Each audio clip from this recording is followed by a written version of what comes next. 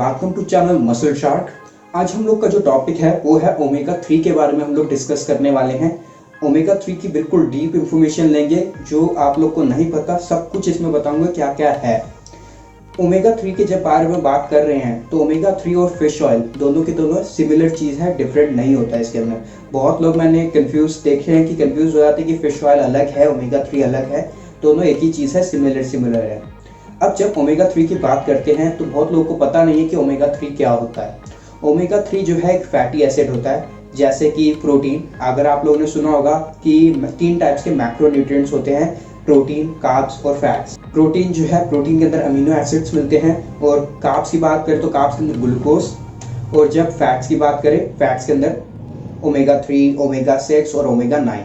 Omega 6 और omega 9 ये दोनों चीज़ें जो है हमारे इंडियन डाइट के अंदर जो है बहुत ही ज़्यादा अमाउंट में है। इस चीज़ को तो कम करने की ज़रूरत है, और इसकी जो है वीडियो मैं एक अगर सेपरेट वीडियो बनाने की कोशिश करूँगा कि सेपरेट में आप लोग को इन्फॉर्मेशन दूँ, क्योंकि ये वीडियो वैसे ही लंबी जाने वाली है।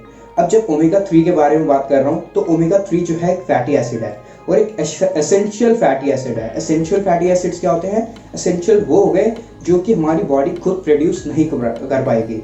अब हमारी बॉडी खुद प्रोड्यूस नहीं कर सकती, जैसे कि कार्ब्स। अगर आप लोग कार्ब्स खुद अपनी डाइट से नहीं लेंगे तो आपकी बॉडी जो है ग्लूकोज प्रोड्यूस करती है, वो खुद भी प्रोड्यूस कर लेगी।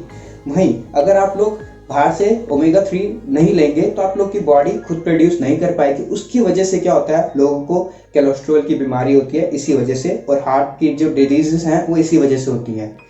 ब्रेन मतलब हमारी ब्रेन की डिजीज में क्या आता है, आप लोग को बचपन में आप लोगों ने देखा होगा, काफ़ी लोगों का होता था क्लास में कि उन लोग को याद नहीं रहता था। उन्होंने रात को पढ़ा लेकिन रात को याद नहीं रहा, वो इसकी वजह से हो गया क्योंकि उनके ओमेगा 3 जो है डाइट में कमी थी, इसीलिए। अब आगे टॉपिक बढ़ाते हैं। तो अब आगे बात करें तो ओमेगा 3 के बारे में डिस्कस करेंगे कि ओमेगा 3 क्यों ज़रूरी है, क्या क्या सिम्टम्स हैं ओमेगा 3 की कमी के, और कितनी डेली डोसेज होनी चाहिए ओमेगा 3 की। एक सप्लीमेंट है और जो कि नॉन वेजिटेरियन सप्लीमेंट है। मैं आगे जाके वेजिटेरियन भी बताऊंगा। अगर आप लोग वेजिटेरियन हैं तो आप लोग क्या कर सकते हैं। फिश ऑयल आप लोग वेजिटेरियन हो गए तो नहीं ले सकते। तो फिश ऑयल जो है एक नॉन वेजिटेरियन सप्लीमेंट है। उसके अंदर क्या होता है, 2 टाइप के मेन इंग्रेडिएंट्स आते हैं। एक तो होता है EPA और एक होता है DHA। EPA जो है हमारे हार्ट के लिए होता है, मतलब हमारी हार्ट डेवलपमेंट करता है, हार्ट को ज़्यादा ताकत देता है। वहीं DHA की बात करें तो DHA जो है हमारे ब्रेन के लिए होता है। अब बात करते हैं कि ये 2 चीज़ें क्या क्या हैं। अब जब आप लोग के कमी होगी EPA की तो कोलेस्ट्रॉल की बीमारी हो जाती है, आप लोग को ब्लड प्रेशर की डिजीज़ हो जाती है, आप लोग को हार्ट अटैक के जो है रिस्क जो है ज़्यादा हो जाते हैं जब आप लोग के EPA की जो है ज़्यादा कमी हो जाती है आपकी बॉडी में। तो आप लोग को उस टाइम पे ज़रूरत होती है, डॉक्टर जो है रिकमेंड करता है। वहीं DHA हमारे ब्रेन के लिए है। ब्रेन के लिए मैंने जैसे कि पहले आपको बताया, बचपन में आप लोग ने स्कूल में देखा होगा या आप लोग के साथ खुद भी हुआ होगा कि आप लोग बहुत याद करते हैं एग्जाम के लिए, रात भर बैठ के पढ़ाई कर ली, लेकिन सुबह एग्जाम में बैठें या 1-2 दिन बाद खुद कोशिश करें तो कुछ याद नहीं रहता। वो इसीलिए कि आपके अंदर जो है DHA की कमी है। अब बात करते हैं सिम्टम्स की कि क्या क्या सिम्टम्स होते हैं आप लोग की बॉडी के अंदर ओमेगा 3 की कमी के।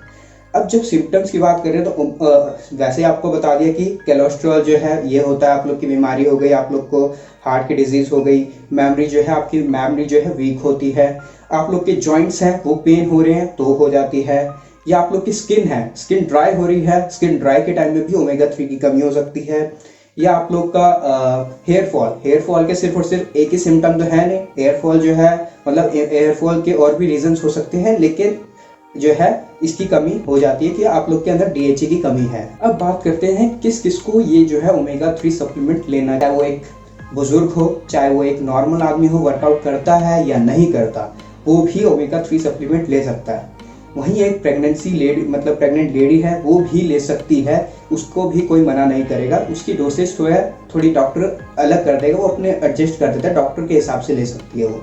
अब उसको क्यों ज़रूरत है, क्योंकि जब एक लेडी प्रेग्नेंट होती है तो उसके टमी के अंदर एक बेबी जो है बन रहा है। जब बेबी बन रहा है तो उसके अंदर क्या है, बोन्स की डेवलपमेंट हो रही है, उसके हार्ट मतलब उसके जो बॉडी पार्ट्स अंदर के डेवलपमेंट हो रही है, उसके अंदर हार्ट भी आता है और हमारे ब्रेन भी आता है। अब जब उस टाइम पे ओमेगा 3 की कमी होगी तो उसी की वजह से आप लोग के जब आगे जाके जो है आप लोग को DHA की कमी की वजह से आप लोग की मेमोरी जो है वीक हो जाती है, इसीलिए ही होती है।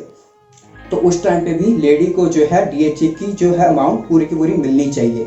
तो डॉक्टर रिकमेंड करेगा उस हिसाब से वो ले सकते हैं, लेकिन उस टाइम पे भी ओमेगा 3 लेना पड़ता है। ऐसा नहीं कि उस टाइम पे आप लोग को ओमेगा 3 की ज़रूरत नहीं है। अब बात करें कि उसके बाद कब ज़रूरत है। उसके बाद एक बच्चा जब पैदा हो जाता है तो उस टाइम पे भी उसको ब्रेस्ट मिल्क मिलता है, मतलब मदर अपना मिल्क पिलाती है। तो उस टाइम पे भी DHA का अमाउंट जो है मदर को पूरा का पूरा मिलना चाहिए, ताकि वो बच्चे को उस टाइम पे भी DHA अमाउंट जो है भेजती है। DHA उसकी वजह से उसकी बेबी की जो है ब्रेन की डेवलपमेंट रुकनी नहीं चाहिए, उस टाइम पे भी मिलना चाहिए। उसके बाद 8 से 10 साल का बच्चा होगा तो उस टाइम पे वो सप्लीमेंट ले सकता है। ये सप्लीमेंट जो है एसेंशियल सकता है इसको। तो उस टाइम पे डोसेज कम रखें, एक पिल दें, ज़्यादा पिल ना रखें, 2 से 3 पिल्स नहीं, उस टाइम पे एक पिल दें बच्चे को, लेकिन दें क्योंकि ये एसेंशियल है। अब बात करते हैं कि उसके बाद जो वर्कआउट करता है या नहीं करता उसको भी देनी है। तो उसकी अब डोसेज की बात करते हैं कि उस बंदे की कितनी डोसेज होनी चाहिए जो वर्कआउट करता है या नहीं करता, या एक बुजुर्ग आदमी भी है। क्योंकि बुजुर्गों को भी इसलिए ज़रूरत है कि आप लोगों ने देखा होगा कि बुजुर्ग लोगों को भी उनकी भी मेमोरी जो है वीक हो जाती है क्योंकि वो लोग भी, उनको आप कुछ बातें बोलेंगे वो थोड़ी देर में भूल जाते हैं, इसीलिए बुजुर्ग लोगों को भी मेमोरी वीक की भी हो जाती है, उस टाइम पे भी जरूरत है। अब बात करते हैं डेली डोसेज की। जब आप लोग, अब जैसे कि मेरा सप्लीमेंट है उसके अंदर भी लिखा हुआ है कि टोटल DHA और EPA है इतना अमाउंट बनता है, 700 mg मिलता है मेरे को उसमें। तो वैसे आप लोग जब एक सप्लीमेंट लेते हैं, फिश ऑयल सप्लीमेंट ले रहे हैं, तो उसके इंग्रेडिएंट्स लिस्ट चेक करिए। उसके अंदर एक इंग्रेडिएंट लिखा होगा EPA और एक लिखा होगा DHA, या दोनों को कंबाइन करके भी रेशियो दी होगी कि इतना है इसके अंदर, दोनों मिला के EPA और DHA। तो मेरा जो सप्लीमेंट है वो है 700 mg, मेरे को दोनों अमाउंट टोटल मिल रहा है। तो आप लोग को भी चेक करना है कि आपके सप्लीमेंट के अंदर डोसेज जो है 500 से 700 mg जो है होनी चाहिए। मतलब डेली डोसेज की बात कर रहा हूँ। सप्लीमेंट आप लोग उसमें कैलकुलेट कर रहे हैं कितनी मिलनी चाहिए, या इतनी पिल्स आपको उस सप्लीमेंट से लेनी पड़ेगी ताकि इतनी डोसेज आप पूरी कर सकें। अब बात करते हैं कि डेली डोसेज कितनी होनी चाहिए। EPA जो है सप्लीमेंट के अंदर ज़्यादा अमाउंट में मिलेगा, तो आप लोग को कैलकुलेट भी करना होगा और आप लोग को लेना भी ज़्यादा है। 500 mg से लेकर 700 mg जो है आप लोग का EPA होना चाहिए डेली डोसेज। और DHA की वहीं बात करूं तो DHA जो है आप लोग का 200 से 300 mg होना चाहिए। इन टोटल दोनों कंबाइन करके 1000 mg मतलब 1 ग्राम जो है बनना चाहिए। अब बहुत लोग कंफ्यूज हो जाते हैं इसी इंफॉर्मेशन की वजह से कि वो लोग एक कैप्सूल इंफॉर्मेशन देखते हैं कि एक कैप्सूल 1 ग्राम की है, तो वो लोग फिश ऑयल की एक कैप्सूल लेते हैं, जिसकी वजह से वो लोग कम ले रहे हैं दोनों को। इसीलिए कह रहा हूँ कि इंग्रेडिएंट जो है, जब आप सप्लीमेंट लेंगे तो उस टाइम पे आप लोग को इंग्रेडिएंट्स जो है उसकी चेक करिए कि कितना EPA है और कितना DHA है। EPA होना चाहिए 500 से 700 mg और 200 से 300 mg जो है DHA डेली डोसेज है। Minimum 200 maximum 300 mg DHA, minimum 500 mg जो है आपका EPA और 700 mg मैक्सिमम है EPA। तो आप लोग कैलकुलेट कीजिए और इतना ही लीजिए, उससे ज़्यादा अमाउंट ना लीजिए। कम से शुरू कीजिए, 500 से शुरू करिए, 700 तक लेके जाइए। 1 महीने बाद 600 लेना शुरू कर दीजिए, फिर थोड़ा टाइम बाद 700 लेना शुरू कर दीजिए। एकदम से 700 तक ना जाएं, शुरुआत कम से शुरू करें और ज़्यादा बजाएं। अब बात करते हैं हमारा आखिरी टॉपिक इसी के बारे में कि अगर आप लोग वेजिटेरियन हैं या आप लोग सप्लीमेंट्स नहीं लेना चाहते। बहुत पेरेंट्स होते हैं कि सप्लीमेंट्स जो है मना करते हैं, उनको भी लगता है कि ये दवाइयाँ खा रहा है तो दवाइयाँ सही नहीं होती। तो ऐसा नहीं है, लेकिन अगर आप लोग के पेरेंट्स अलाउ नहीं करते तो आप लोग क्या करेंगे। 2 फिश के नाम दे रहा हूँ, एक होती है सैल्मन फिश और एक होती है टोना फिश। ये दोनों फिश के अंदर आप लोग को ओमेगा 3 जो है मिल जाएगा। अब बात करें वेजिटेरियन लोगों की, तो वेजिटेरियन लोग या आप लोग अगर नॉन वेजिटेरियन भी है, फिश जो है रोज के रोज कंज्यूम तो नहीं कर सकते। सर्दियों में अगर आप चाहे कंज्यूम कर भी लें, और कितना अमाउंट होना चाहिए फिश का, फिश आप लोग 100 ग्राम भी ले लेंगे, 100 ग्राम से आप लोग को 1000 mg जो है मिल जाएगा। मतलब 1 ग्राम जो है आप लोग को ओमेगा 3 मिल जाएगा। तो आप लोग इतना 100 ग्राम हर रोज की फिश ले सकते हैं। अब हर रोज फिश तो नहीं ले सकते, सर्दियों में ले भी लेंगे जैसे तैसे, लेकिन गर्मियों में जो है बहुत मुश्किल हो जाएगा क्योंकि फिश जो है गर्म चीज़ है। और अगर आप लोग वर्कआउट नहीं करते तो आपके शरीर में जो है गर्मी कर देगी। वर्कआउट करते हैं तो आप लोग को पसीना आएगा तो गर्मी निकल जाएगी आपकी बॉडी से, लेकिन अगर आप वर्कआउट नहीं करते तो आपको उस टाइम पे मुश्किल होगी। अब बात करते हैं वेजिटेरियन लोगों की। वेजिटेरियन लोगों की बात करें तो उस टाइम पे वो लोग लेते हैं फ्लैक्स सीड्स। फ्लैक्स सीड्स का भी सप्लीमेंट आता है, नहीं तो आप लोग रॉ ले सकते हैं, चिया सीड्स ले सकते हैं, नहीं तो आप वॉलनट्स ले सकते हैं। वॉलनट्स जो है थोड़ा इग्नोर कीजिए क्योंकि वॉलनट्स के अंदर ALA भी मिलता है। ALA जो है इतना आसानी से है कन्वर्ट नहीं हो पाएगा DHA वगैरह में, बहुत ही कम अमाउंट में कन्वर्ट होता है, इसीलिए वॉलनट्स जो है इग्नोर कीजिए।